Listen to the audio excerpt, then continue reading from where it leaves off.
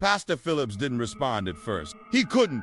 His mind raced through old burial records, infant death entries, and the quiet, uneasy conversations he'd overheard from elderly parishioners over the years. 4 sets of twins, all dead before the age of 10. 3 were listed as stillborn. 1 was the Whitman sisters. It felt like something else. He had always thought of it as coincidence. Now, Rebecca spoke into the silence, her voice barely above a whisper. We dream of them too.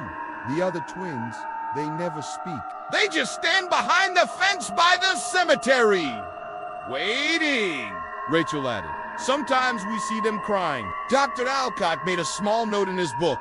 It's always twins. It always starts with twins. You knew something about this town, about these children. Why haven't you told me everything? This paper was submitted to a private circle of physicians in Philadelphia. It describes the Kentucky-born twins who could describe events before they happen, hear thoughts, and detect lies. They died during examination.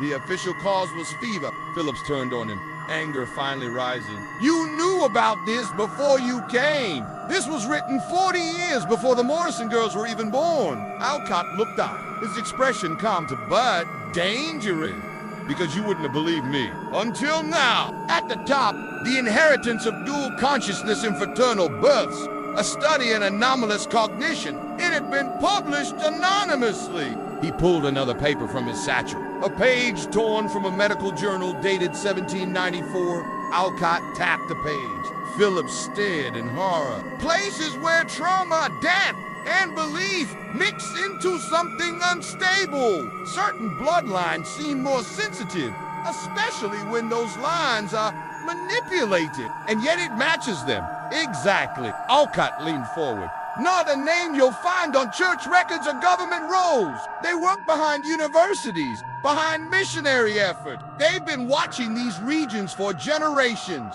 planting ideas, influencing marriages, tracking outcomes. There are places in this country where the veil is thinner. Phillips's voice was raw. Manipulated by who? Alcott sat back, his face going hard. There's a group, and Pine Hollow, he finished, is one of their oldest test fields. Rebecca stood slowly. We don't want to be part of that test, she said. Alcott gave her a strange look. I'm afraid, he said quietly. You never had a choice.